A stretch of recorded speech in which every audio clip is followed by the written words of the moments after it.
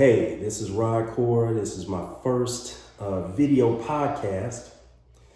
I want you guys, and this is new to me, so if I sound a little awkward, please forgive me. I want you to like and subscribe because I got some other guests coming up in the next few weeks that I think y'all are going to really love.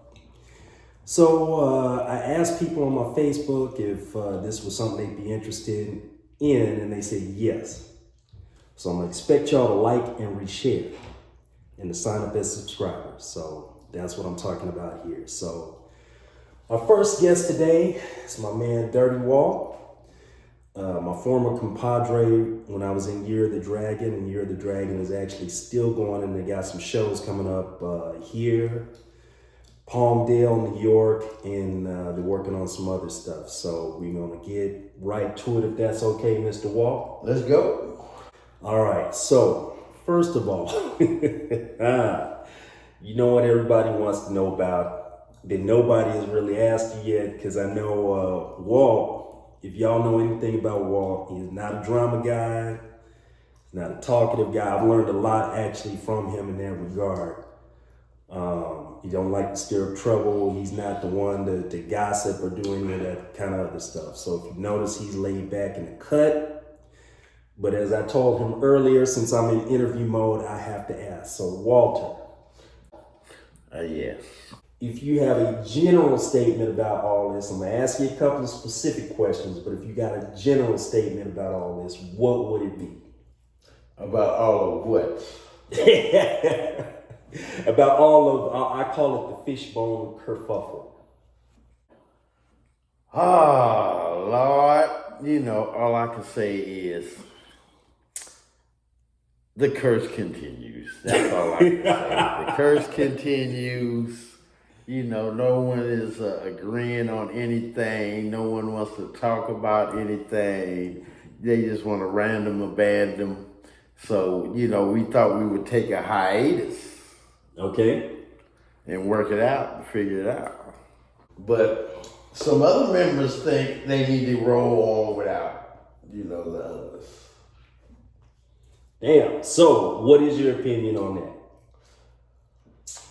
You know, I have no real opinion except for, you know, it's just dumb. That's my opinion. My opinion is this shit that's going down right now is just dumb. Just ridiculous. And, you know, if they don't want to talk about it, they want to go ahead and do what they do to do what they do. I'll let the people decide. All right, now, while the people are deciding, do you feel like this is something that's still capable of being salvaged right now? If right all now, parties agree to it? Hell no. Oh, shit. He said hell no. Right now, hell no. Wow. Right now, we're at the edge of war and warfare. Damn. Over some bullshit that's going down. So you don't feel like right at this second, there is no way y'all can just be like, you know what, let's just right at this second? Hell no. Wow, okay. All right, that's all I need to know about that. See, the hiatus is supposed to take place so everybody can step back, think about it. And then come back. Come back, talk about it. Say one way or another if we're going to do this or not. And then move on. But since ain't none of that going on, cats are just making moves without other cats' approval or decision or ideas of what they fuck they doing. They just think they just own shit automatically when it's a group fucking thing.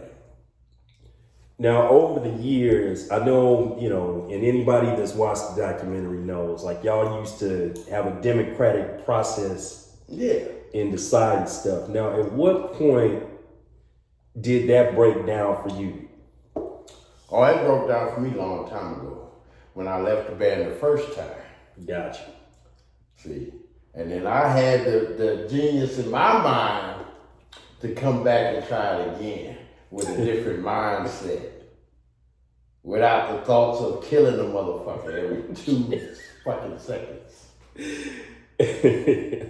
I'm sorry, y'all. I'm a terrible interviewer. I shouldn't be laughing at this shit. Oh boy. Wow. Yeah. So now we at the end of war. Gotcha. All right. So on that happy note, now that we brought joy to the conversation, I'm gonna switch it up to the dragon. Yes, yes. So you have.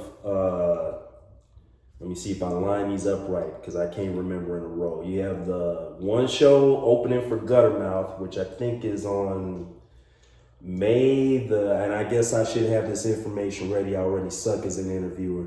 Yeah, I should have the information too, but I'm an old man and my mind don't think right, so I don't remember Same here, bro. and all that. But you can go to what's the website name? I think it's Year of the Dragon Band or just Band. Year of the Dragon? I think Year of the Dragon Band. So we're gonna go with that. So if you want information on the shows I'm about to describe, there is, I believe, www.yearofthedragonband.com. If you go to Facebook, they're on there as Year the Dragon. I'm not sure that URL. On Twitter is, I don't know how we snagged it. When I was back in the band back in the day, we actually got Year of the Dragon. So if you go to Twitter and just type in Year of the Dragon, it'll pop right up. And on Instagram, it's year_of_the_dragon. So all information on shows and everything and updates and all that is on every single last social platform if you go and look for them. The band is also on Spotify, so I recommend that you go check them out there. As most of you know, I was in the band for 9 years with Walter. So actually, I'm gonna ask you this because I never have. Okay. So, Walt, with me not having no musical experience, no professional band experience, what made you stick it out as long as you did with me to keep Year of the Dragon on track? Well, in my eyes, everything is always in development. So I stay in development until it's developed. All right. And that's all I do. Well, I can tell you on my end, man, I used to trip out sometimes because by the time we got to the heights of the band, which for me started in 2012, the Year of the Dragon, the last Year of the Dragon before this one. That year we played at Crazy Show, opening for Fishbone at the Independent First. That was in February. Yeah. And then in August was the Chili Peppers, where Year of the Dragon opened for them at Staples Center. And then December was the Bad Brain shows. Yeah, good time. And then that continued on until March of the following year. That was the Living Colors support gig. And in between that, of course, we did all our little, tour runs and stuff up and down the East and West Coast. Yeah. So I always like to say, and this is just my opinion, just Rodcore's opinion, that we really are probably the most prolific in terms of touring and some of the accomplishments we had. One of the more recognizable projects outside of Fishbone that a member has gone out of, outside of Fishbone to do. So coming forward, there's a video on deck for a song called Went Viral. Yes. Now, can you tell us anything about that? What can you say about that for those that haven't heard it yet? Well, this is a song about, people that just got to have that clout, just got to go viral at any goddamn cost. To the point that they would light their shit on fire and blow it up for the video. Now, you mean literal shit or some other shit? Their peanut. Okay? I want to go that far. I'm going to light my peanut up and get 1 million views. Wow. Okay. That's what this song is about. Those kind of people. So I can tell you this, I've heard the song, to me, it's one of the catchiest songs that has come out of Year of the Dragon. I think even dating back to when I was in the band. I'm like, this is like, if y'all get a chance to hear it, and especially I've seen some rough cut footage of the video. When it comes out, y'all need to check it out, blow it up, listen to it. It's a great song. Yeah, now, all fresh, all new. Now, when we're looking at the future, we know we have it coming out as just a single. Now, you guys did a poll a while ago. You asked people, would you rather have an EP or would you rather have an album? And most people said an album. Now, what's your answer to the fans that are kind of expecting that? Well, we're giving our fans what they want. Okay. Working on that album. You know, it'll be a nice album, nice, light and tight. You know, where you'll get went viral on it. And other things. Okay. That's gonna be just as fabulous. We're gonna skip with that word, fabulous. Yeah. Fabulous. All right, and when we're looking at it, how many songs are we talking about? I would like to give you 12. All right, that's a nice even number. I remember when we did Blunt Force, and I don't know why, at that time I was like, let's throw 16 motherfuckers on there. Excuse my language, too. I'm trying to grow with my language. But I remember we were talking about a gang of songs. Yeah. And that was one of the professional lessons. Like, nope. Yeah. 10, 13 max. Yeah. Chill out, relax. Yeah. You have stuff left over for B-sides or for other releases or for things you want to do later. Singles. So that's definitely one of the lessons I appreciated from you, was just to less is more sometimes. Now, for the songs you got coming up, tell me some of the flavors that you got. More on the metal side, more on the punk side, more on the funk side. Like, how do you feel genre-wise? It's all rolled into a big dough. We're taking rolling pins and beating the hell out of it. Damn. And rolling it back out. You know, pressing that thing just so gently, so nicely for all the shapes and sizes that you need for you to drag. You throw it in the oven? You throw it in the oven, cook that. Okay. And hope the oven don't blow up from the ingredients we putting in there. No, that's that last thing the oven blew up. This one, it should come out properly cooked. Yeah, it should be cooked right this time. Nice and crispy. All right, now we went viral. We got the video coming up. We got the shows. Now, here's what I remember about the shows. So I know one is opening for Guttermouth at the Whiskey A Go-Go. That's going to be in May. And I want to say it's somewhere around the 20th. So please go to the Whiskey website and check for that. That show is going to be an early one. It's going to be around between 6:30 and 7. Yeah. So we're trying to get people to come to that show as early as they can to check it out. Yeah. And definitely support the band. There's another show earlier than that on the 18th. That's when that show is, I believe, at the British Shirt. Yeah. And that's in Lancaster. So that's local. Now, for my New York peoples that are looking for Year to Dragon, then you got a treat because they're coming up on June 15th. So save that date, June 15th. Now, we haven't been back to New York since, I want to say, 2015 or 14. At least that far back.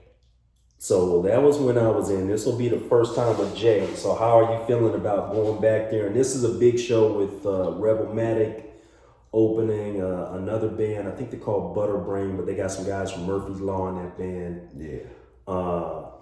But how do you feel about going back there again with this lineup and just setting it on fire? Wish I had more shows to run up and down the coast and mess with all the East Coasters. But, you know, we getting the opportunity to pop in, give them a nice, good, hard one real quick, and then we're going to pop out. So we're gonna look at it like a blunt. You roll it up, take a good couple of puffs, to enjoy it. Yeah. And then you set it down and you come back to it later. So I'm assuming at some point, again, putting on my interviewer hat, that y'all will get back to the coast and do a more extended run like you did before? Oh, most definitely. Yeah. Most definitely. We just trying to, get them in the mood right now. All right, now for those who are curious about Walt, he's also working on some solo material too for fans of, to put it bluntly, the classic, and the second record as well. So there's some more stuff on deck. So what do you want to say as far as like the flavor of that? Is it more toward, to put it bluntly, or is it more on the dance tip, or how would you describe some of the more upcoming Dirty Walt solo flavor? This next funky Dirty Walt thing, I like to call it fight music. Because it's about kicking niggas' ass all day, every day in the lyrics. So that's where you at right now. That's where I'm at right now, having fun, just beating people's ass in my music. So, Dirty Walt, Club Sanitation, fight music, check it out. I don't know what I'm gonna do, I don't know how many tunes I'm gonna do, but what I got right now, yes. Okay, I hope all interviews that I do are this fun, but I mean, this is the OG homie, the Dog King and the Freak, so, it's always gonna be a good time. But Walter, I don't have too much else to say other than looking forward to the new record. Everybody look out for it. Yeah. A lot of y'all already follow Dirty Walt on Facebook. Yeah. On his personal page, Walter Kibbe. Yeah, I just signed up for Instagram. Uh-oh. So now I'm available, I guess, now on the Instagrams. And what's your Instagram handle? I think I'm at Walter Kibbe on Instagram. Okay. Or OG Dirty Walt. Or Dirty Walt. I don't know. Look for any of them damn things. Then you know what? What's going to happen is, again, this is my first interview. I'm trying to slide through it as best I can, but I figure at the end or at the bottom of this clip, when I get it on YouTube, I'm going to put all of Walt's personal and band socials. So you can go to all of them, just click on and follow. Like I said, you can get all the show listings there, but the big shows coming up right now are again at the Britisher in Lancaster on May the 18th, I want to say. Guttermouth, which I think is the 23rd. It's either May 23rd or 24th. Again, that's going to be an early one at 6:30, so show up early. And then the New York show, the big one with Rebelmatic and the other bands on June the 15th. So, Walt, anything else you want to say to the people before we wrap it up? I love y'all, and I'll see y'all again. There you go. We just wrapped up the first edition of the video version of the Rodcast. We appreciate y'all. Thank you again. Like, subscribe, and share so I can keep this going. I got a couple more crazier guests coming up, and we just going to continue onward and upward. So, deuces, take care, be good, love each other. All right.